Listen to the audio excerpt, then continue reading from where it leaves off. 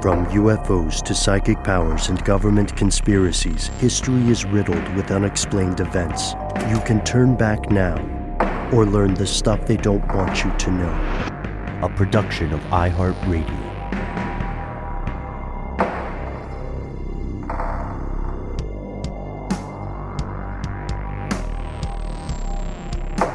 Hello, welcome back to the show. My name is Matt. My name is Noel. They call me Ben. We're joined, as always, with our super producer, Alexis, codename Doc Holliday Jackson. Most importantly, you are you. You are here. That makes this the stuff they don't want you to know. And fellow conspiracy realist, we, your faithful correspondents, are returning to you from some time on the road as we were pursuing the Hoover Dam, the intricacies of casinos and other things.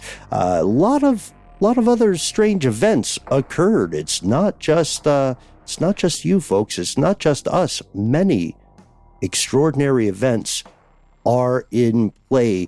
You may have heard some scuttlebutt recently about multiple children going missing in Ohio, particularly in the Cleveland area. Turns out that might be a little bit of sensationalism.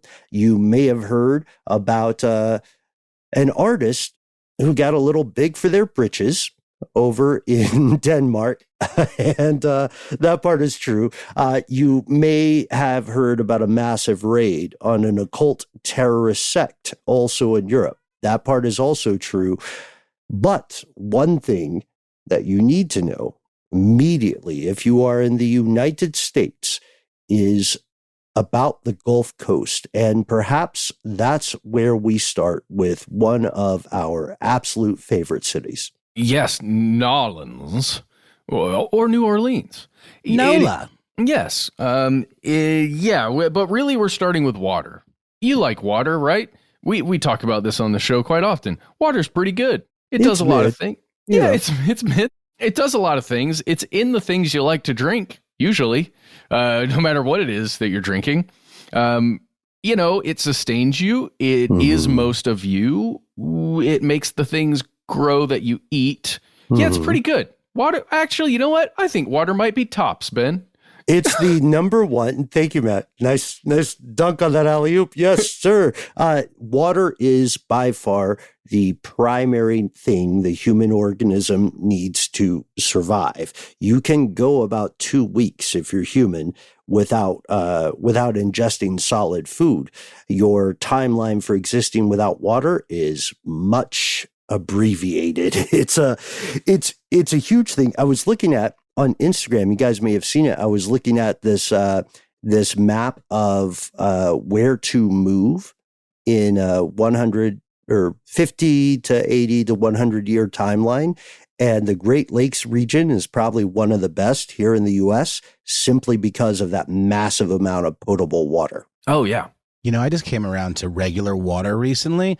I didn't know. It's so good. It makes you feel good. Yeah, refreshing. It's very good. A little ice. Add a little ice. It's a game changer, fellas. Now, some cultures say that if you add ice to the water, if you drink cold water, it will create stomach cancer. That is scientifically untrue. No offense to ancient Chinese medicine. However, if you have the ability, start the day with a nice glass of water. And to Noel's point, the ice is just chef kiss. I did hear, though, that for exercising, room temperature water is better because I think ice cold water can dry you out or something. Or at least that's what my exercise buddy told me. Too bad. I'm still taking the ice. All right. So, guys, water's great. We're talking about a lot.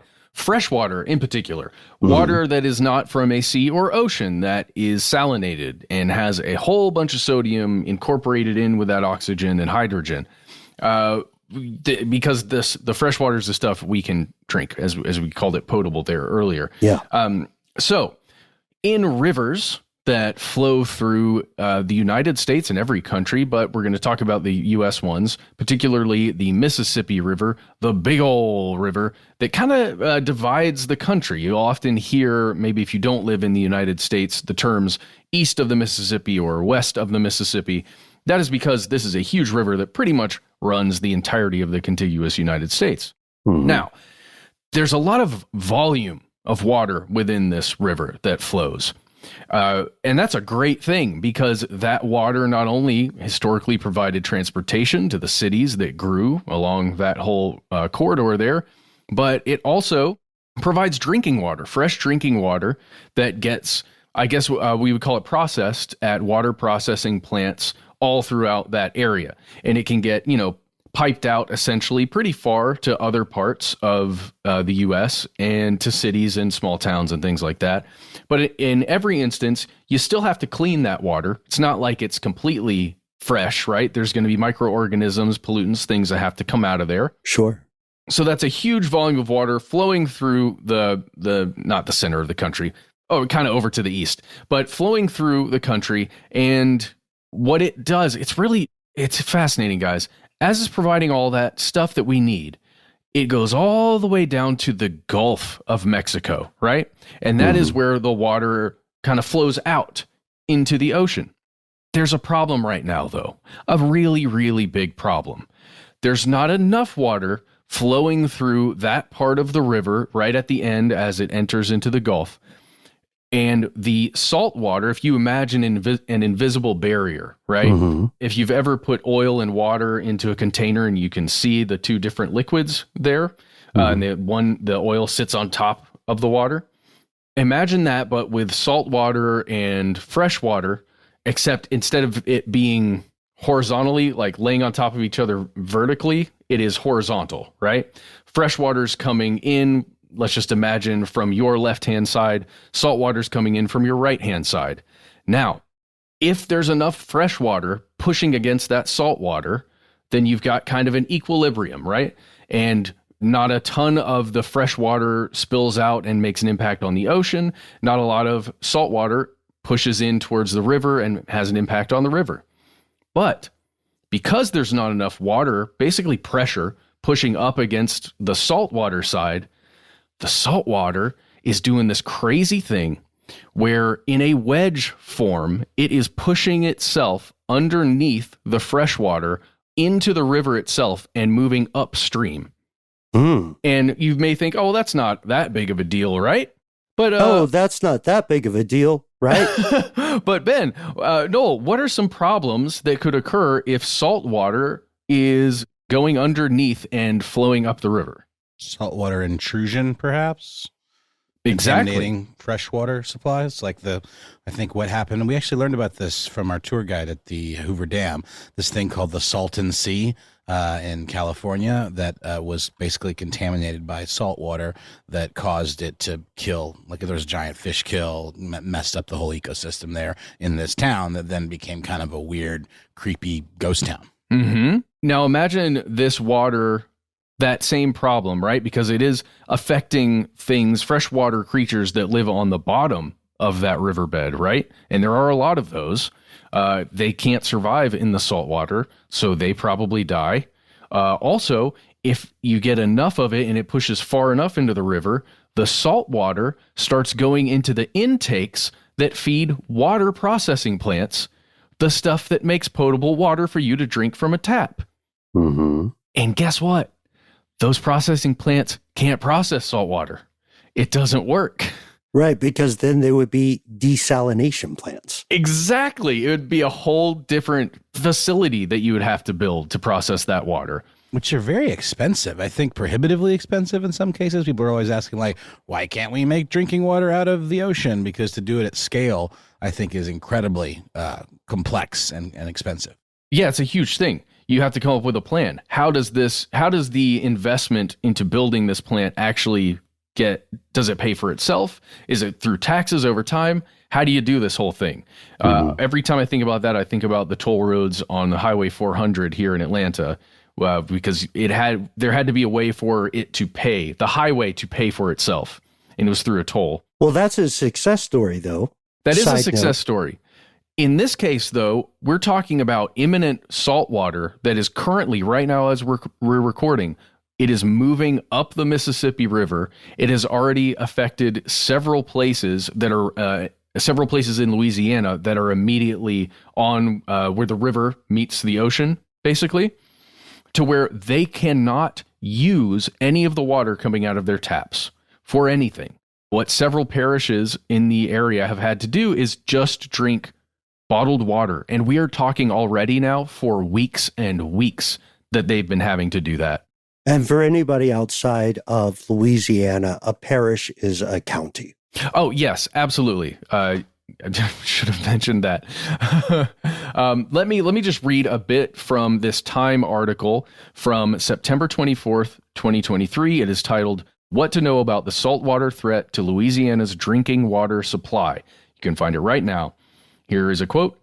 New Orleans Mayor LaToya Cantrell signed an emergency declaration for the city of New Orleans. Now, why? Because New Orleans isn't that far away from the parishes that are already being affected here. And we're talking about some smaller parishes, not that they are not important, right? There are human beings there that are being affected by this.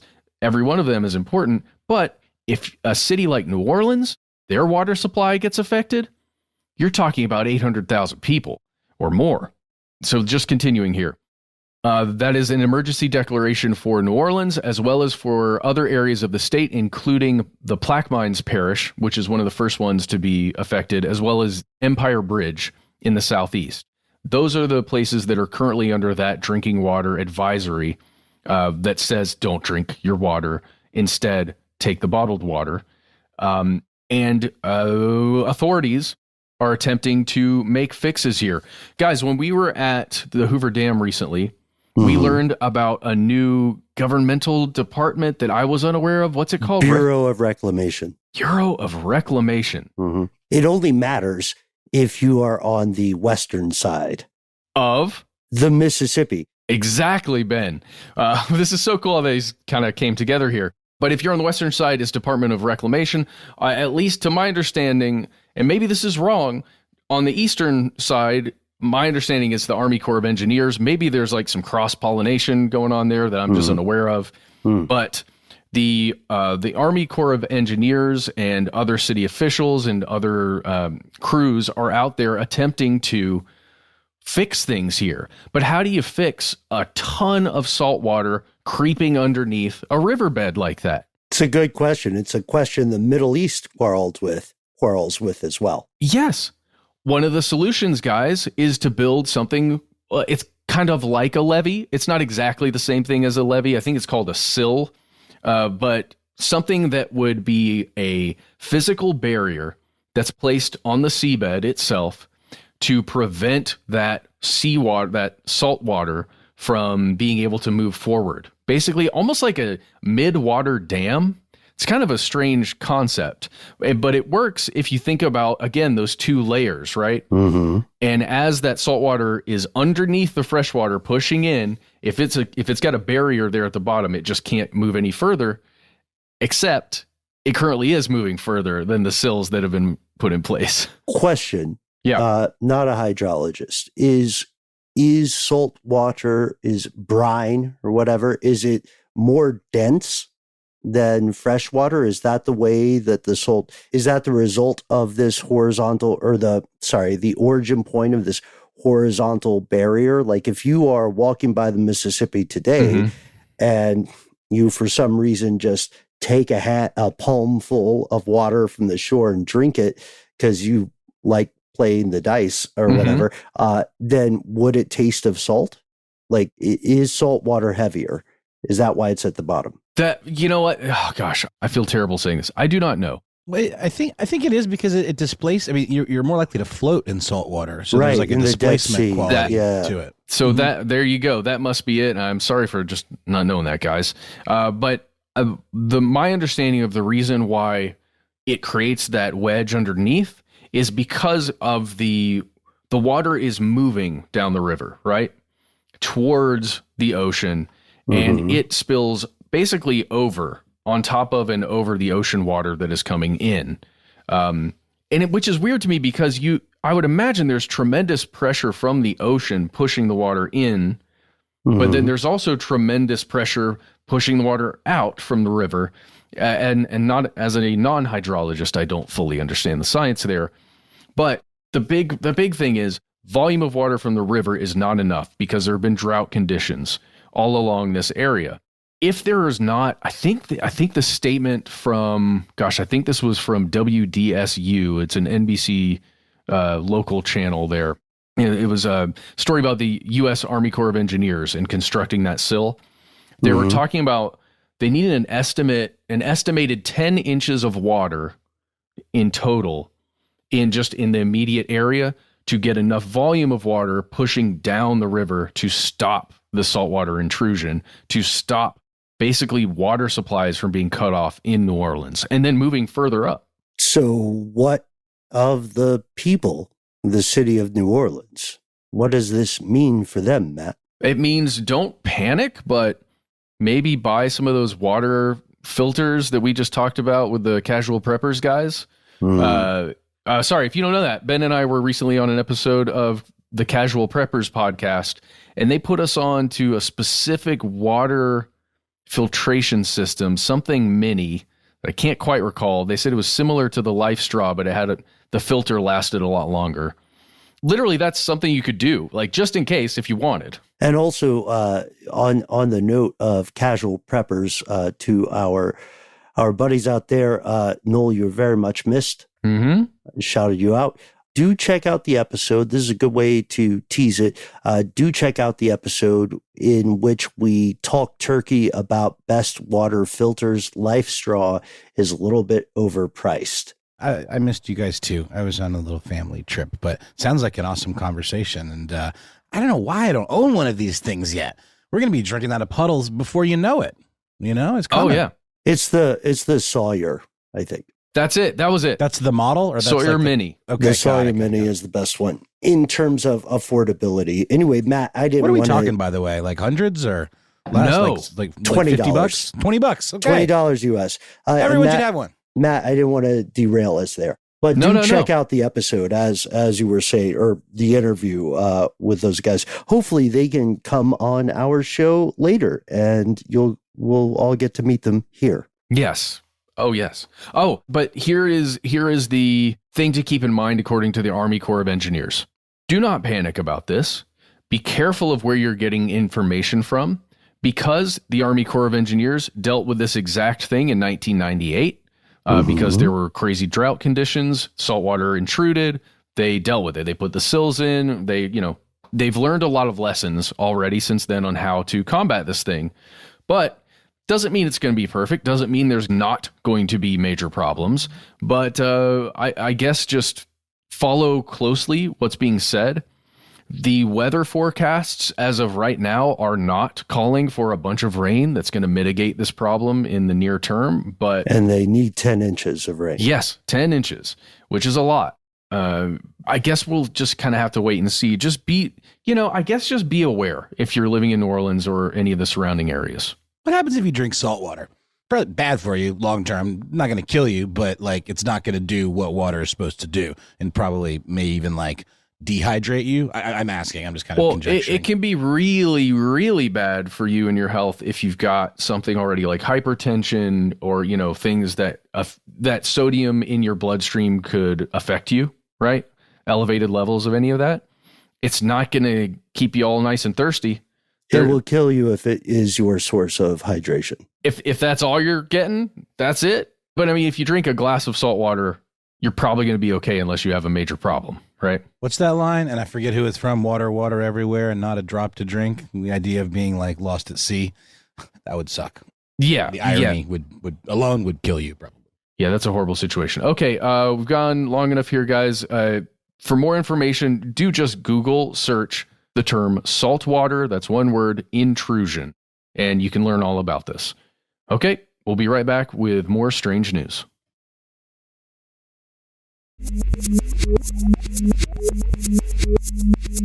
And we're back with more strange news. This one comes from the often absurd, occasionally interesting world of high art, fine art, conceptual art. I think we're all art lovers here, but a banana taped to a wall. I don't know how that qualifies as art. I mean, I guess it's an open conversation. Like, what is art? It's a conversation that's been happening for a long time, many, many hundreds of years.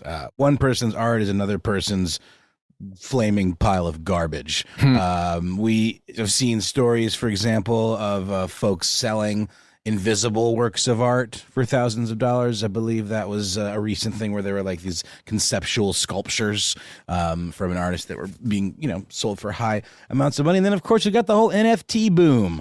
There's another story that's top of mind that I'll just briefly mention. NFTs are now effectively worthless.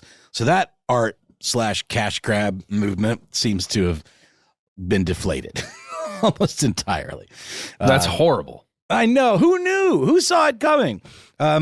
What we're talking about today is, can crime be art, gentlemen? Yeah. I mean, you always hear about the perfect crime or like the perfect heist. I guess there's some artistry to that, but is it possible to, in an act of crime, encapsulate something that could be considered an artistic statement or a form of protest, perhaps?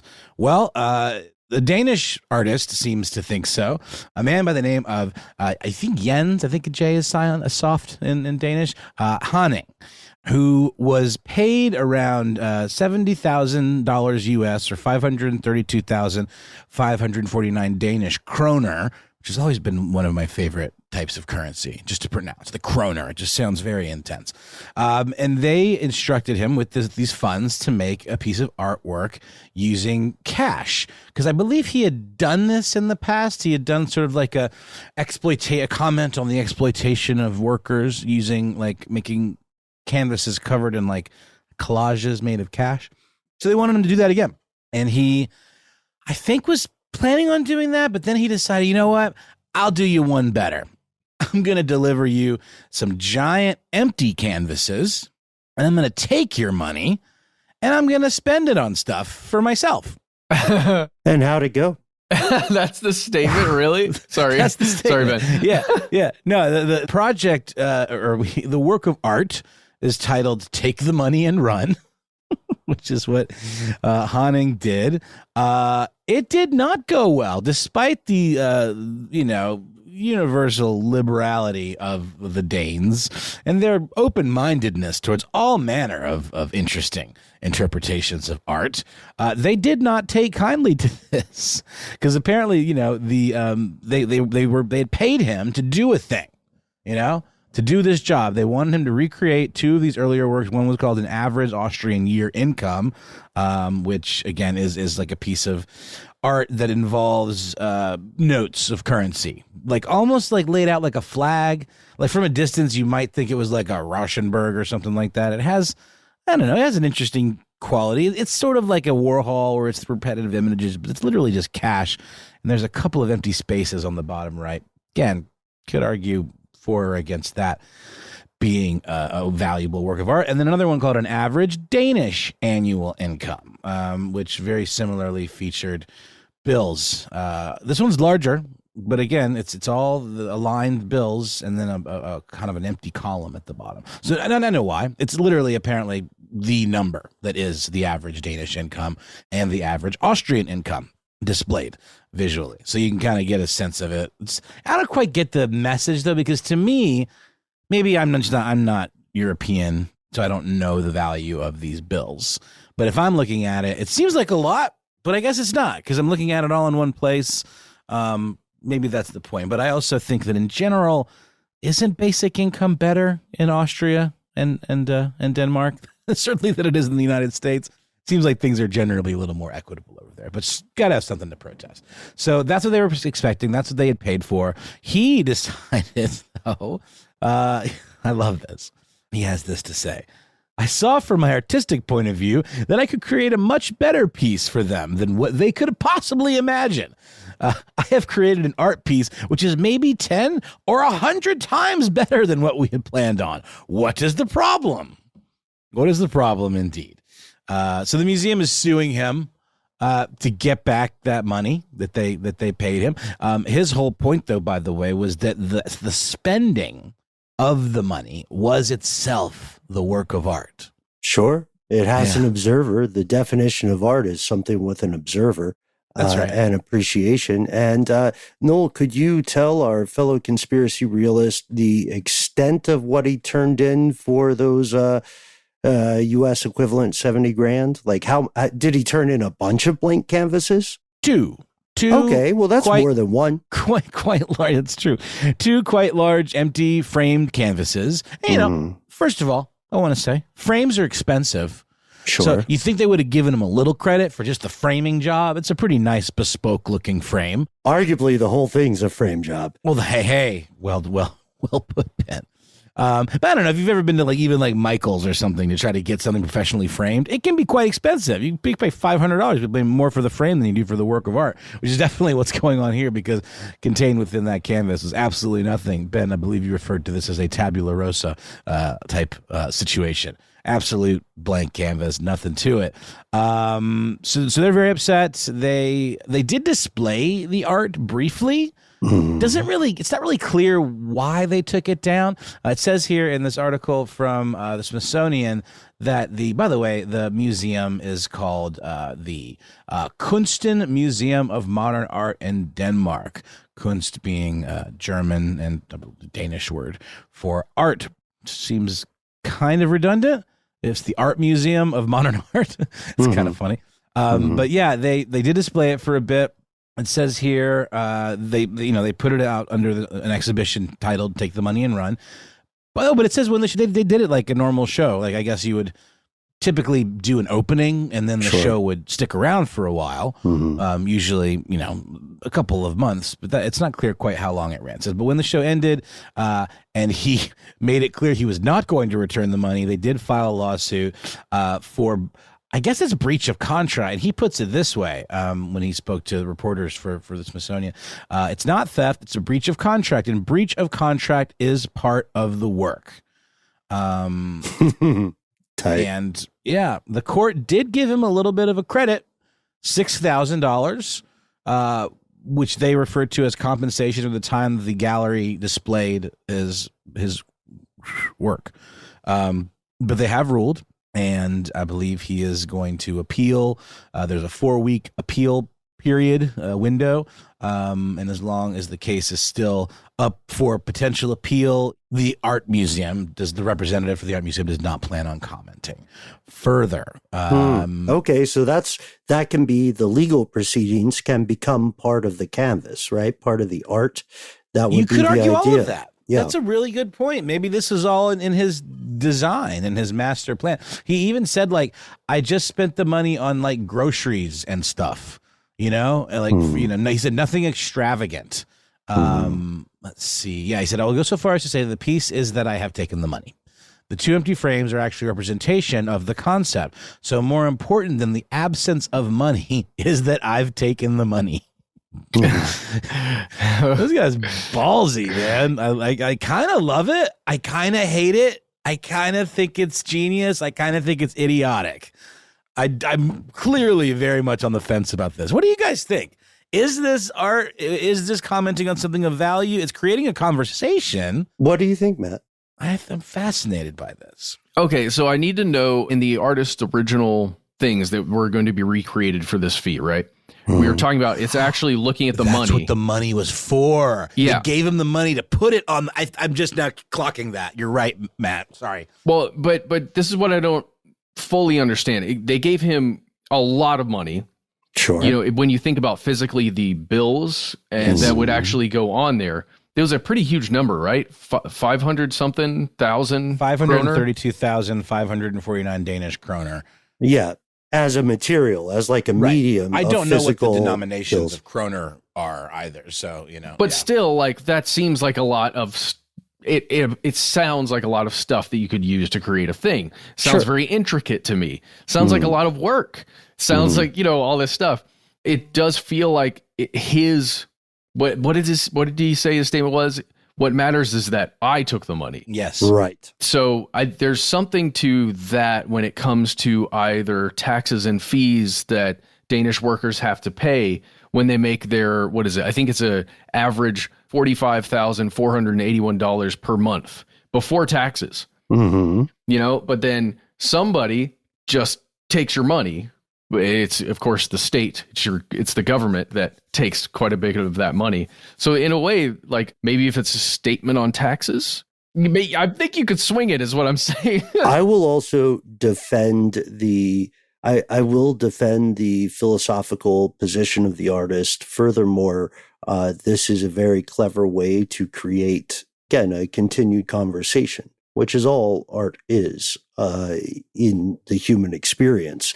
It's going to be interesting. I love the point about the coupons of currency as a physical medium, right? Like if someone collected a montage of leaves, that's sort of the same thing. There's just a value assigned to these specific pieces of linen and paper.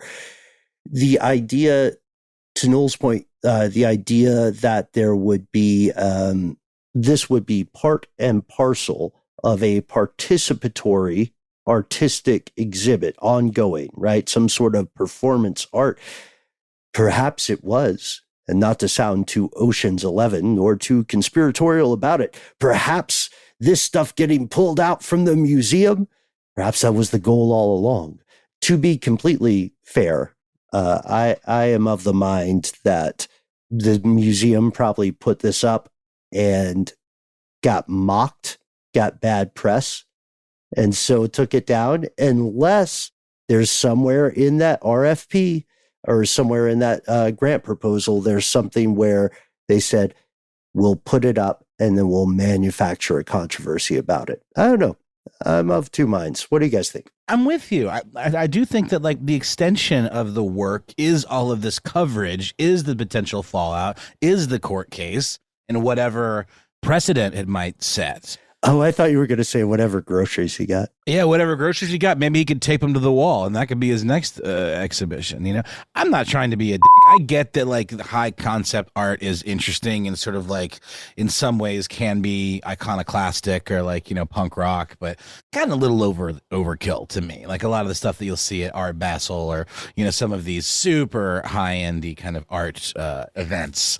Sometimes it's just bullshit, you know, I mean, in my opinion. And like, you know, my kid and I went to the Detroit Institute of Art recently, and so much of the work in there is just beyond incredible. And then you'll have occasional works that, you know, just kind of like big splatters of block color and stuff. And I've never personally gotten those, you know, without some sort of like artist statement or historical context. A lot of times those things just kind of fall a little flat for me.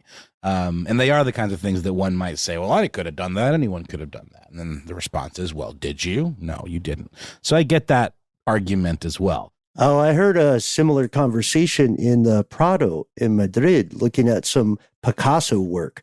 There was this older guy who was like, I could have done that. And there was this kid who was maybe 7 or 8, clearly not the adult's child, who said, yeah, but you didn't and you won't.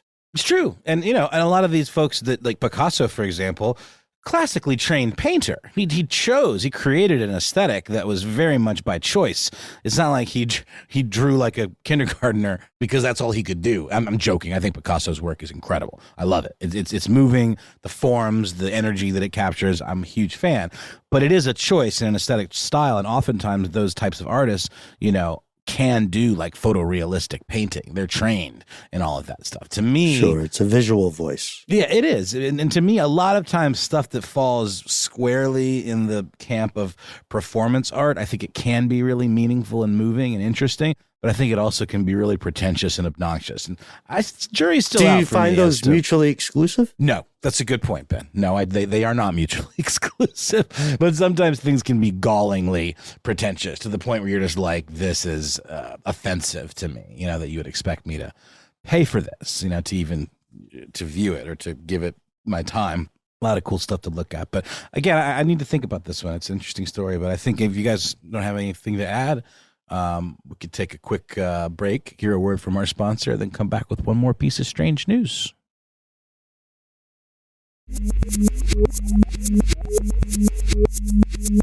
And we have returned. One last piece of strange news amid all the other very strange things that are occurring today.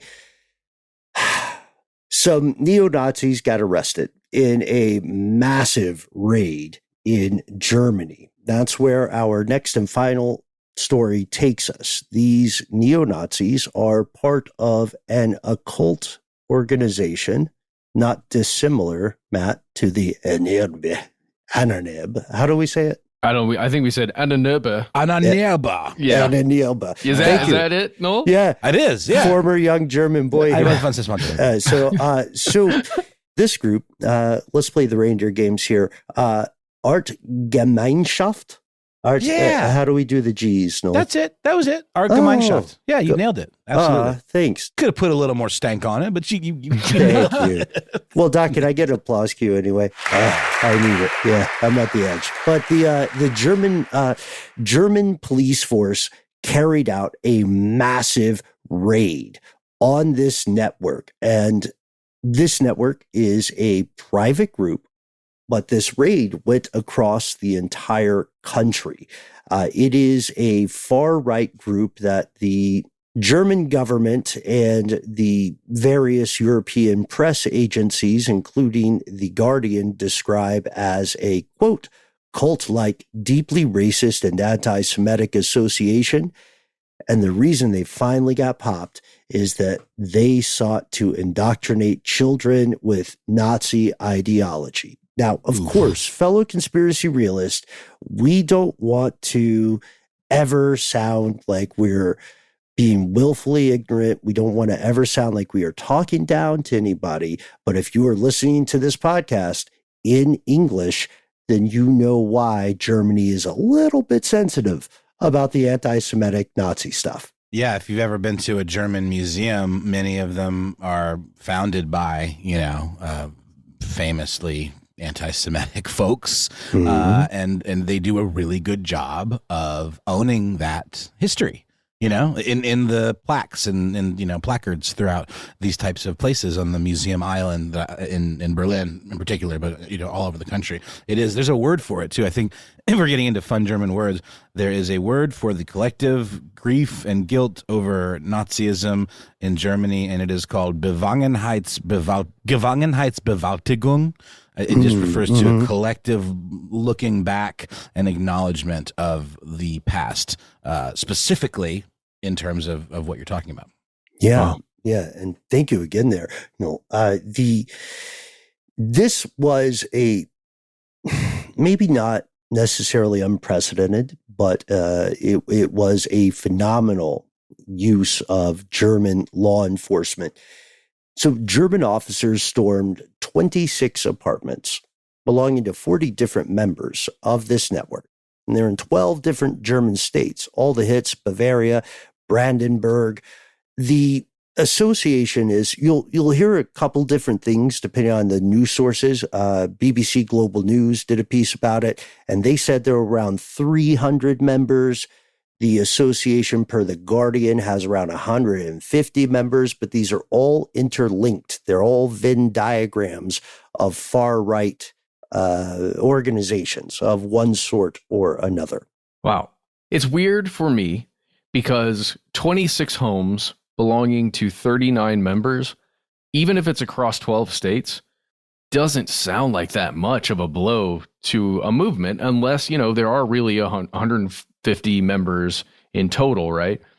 But I'm 150 to 300, right? Okay, got you. Depending on how many children they have brainwashed at the time of recording. Which is really the danger, right? If a child is never able to escape that lens, as we were talking about the other day, Ben, because an ideology like that taught to you by parents or adults in your life is something that later can be changed or removed, but that takes time and almost like reprocessing, almost, right? Yeah. What is that term? Deprogramming is the word. I said reprocessing, but yeah, deprogramming. Both are correct. This is a descendant of some of the ultimate aims of the World War II era Nazi regime. They would function in ostensible step with nice. They would function in ostensible step with Christianity, but the idea was to ultimately replace that religious structure, right? That mental paradigm, and replace it with something that was, let's be honest, a little less Jewish in their eyes, something a little more what you would call neo-pagan or theosophic. These guys are nasty, nasty business. They have been linked with ideologies. It's kind of like how most people who ride motorcycles are not outlaw bikers, but the small amount of bikers who are outlaw bikers are super dangerous. Right. I feel silly and uninformed even saying this, but I don't know how closely someone promoting the Nazi ideology, if you put that in quotes, how closely tied that is to nationalism, right? It's very closely tied. And that's a great direction for us to take.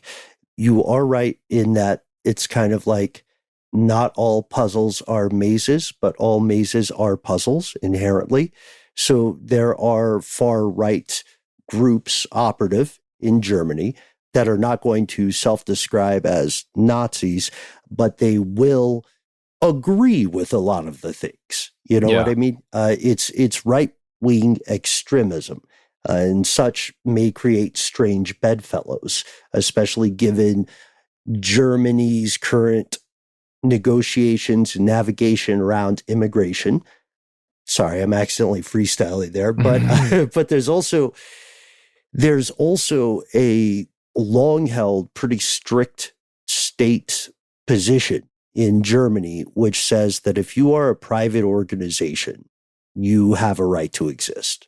If you are not threatening other people, if you're not doing that stuff that happens with end of times cults where you say, hey, let's all drink the Flavorade on, insert date here, then you should be fine to go. However, understandably, the nation state of Germany is pretty sensitive to the rise of extremism, fascism, and of course, neo-Nazi behavior. I don't know. Like that's where we get to our earlier conversation about whether any books should be banned. I may be painting with a broad brush, but I'll be honest, given strong precedent, I would rather Mein Kampf not be legal reading in Germany. I don't know. What I'm saying is this group has been accused by the German government of using a pseudo-religious, neo-pagan, ostensible belief in God to spread a worldview that advocates against anyone who is not born in the appropriate demographic. It's interesting because that's dangerous. You could say that about certain forms of extremist religions, others that exist, like jihadi kind of followers, folks that maybe are wanting to wage a holy war. I don't know though, because anyone can convert to Islam technically. That's true. I guess what I'm just trying to be devil's advocate here in terms of like, at what point is an ideology inherently toxic and evil? And at what point does it require, like, we've got to take action by removing the ability for certain literature to exist? It's a slippery slope. I don't know the answer. I'm thinking out loud. I think it's a fascinating point. There's a thing that this group wrote called Confession of Species, in which it enumerates the, quote, guiding principles. They say there is a struggle that is naturally necessary for all becoming, being, and passing away. And instead of the term race, they use the term species or the term art. It's bad medicine. Part of the reason their membership is so small is only northern-born people may become members. And a lot of, it's like an investment board, when you look at that network. Any members of this group tend to also be members concurrently with other far-right groups or neo-fascist. I think they call it the new right is how it would translate in English. But it's so unusual for the German police to carry out a raid of this magnitude. And Matt, to your point, it sounds like a very small amount of people, but I would argue, especially given the rise in right-wing identification in the nation state of Germany, I would argue this is setting an example this is putting the spooky in the bones of a couple of other people who might have been planning some other things. I'm just going to be completely honest on that regard. Well, it sounds like Germany has been banning several of these groups. What did you mention the other one, Ben? Hammerskine? I don't know how to say it. Oh, Rammstein. Yeah. No. Du hast went to Du hast went Moth. Sorry. No, you're right. Yeah. Tell us a little bit about this other group that was banned. Well, I'm not really sure. You linked an Al Jazeera article in our doc here. And at the very end, it states that as this was being written on September 27th, today, they said last week, Germany, quote, outlawed the local chapter of the U.S.-based, it looks like Hammerskins, Hammerskins, a neo-Nazi group known for its white supremacist rock concerts. And then just in tracking down some more information on the art one that we're talking about, there's several, like, it's interlocking organizations or organizations that have connective tissues to them, like several others. One that's roughly translated to family association. Sure. Yeah. Seems like I guess my whole point of this is that it seems like Germany is taking steps to at least officially ban these groups and then actually stop some of the prominent members. Yes, up to and including a little bit of pre-crime, if we're being honest, because there is a long history of powers to the east using those groups, which again are private entities, using those groups as a means of asymmetric conversation, you could call it. I don't want to call it warfare, but it's an easy way to get inside things. And Germany may be cracking down on these because they finally said, hey, we don't like neo-Nazis. However, I advanced to all of us listening today that there were actionable, concrete operations that they were nipping off at the bud. And whatever it was, or would have been, was of significance enough that they went ahead and bucked on their own laws as a nation. I don't know if it's a greater good argument or if it's a not again, not here argument, because they don't have school shootings at near the frequency of the United States. That's right. And that's true. And it does make you think, is our freedom of speech, like, does it come at what cost? You know what I mean? Like, because you could argue that this kind of stuff is sort of a clampdown on freedom of speech. But it seems to be a well-meaning one, dare I say, a necessary one. And we just, I think, in the same way that so many constitutional kind of purists just believe that they have to follow the letter of the Constitution and stuff, it is what leads to things like gun violence. It is what leads to a lot of very preventable deaths, and to your point, school shootings, and it's so difficult to actually officially shut something down as hate speech because it has to be actionable. And in the same way that you can't say this guy's gonna do a crime, police go get him, that doesn't work. They got to wait till the person's already killed the person. I don't know. It makes you think in terms of at what cost is our quote unquote freedom of speech. Mm-hmm. To sew this up, which there may well be an episode in this story to sew it up. In addition to the raids, the federal government of Germany has banned the existence of this organization in particular, as well as the many subgroups with which it is attached. At least the ones that we know of. Now, the question that people in the halls of power are asking themselves over in Germany is, who is a member, right? Who did they not catch? And what are those people capable of doing if they continue to function as though they support the society in which they live? These are questions for another day. There is much, much more strange news on the way. We can't thank you enough, conspiracy realists, but we will try. thank you.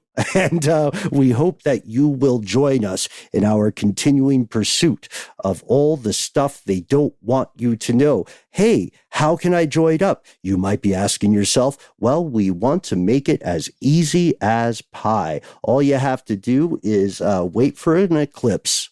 No, I'm kidding. We're all over the place. We're on social media and stuff. Oh, I like your thinking there, Ben. Though that could be fun. We should go back to the old ways of communicating, like sending up smoke signals or just giant signal fires. Light the torches and all of that. But no, for the time being, you can find us at the handle Conspiracy Stuff on Ixnay on the Ittertway, and Facebook and YouTube. Conspiracy Stuff Show on Instagram and TikTok. Hey, do you like to use your phone to call people? Well, you can call us. Our number is 1-833-STDWYTK.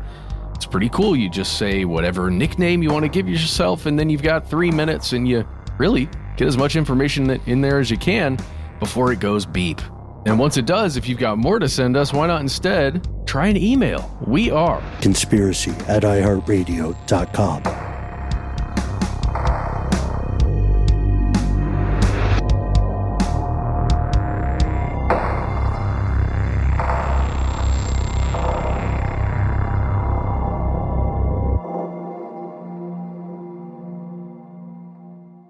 Stuff They Don't Want You to Know is a production of iHeartRadio. For more podcasts from iHeartRadio, visit the iHeartRadio app, Apple Podcasts, or wherever you listen to your favorite shows.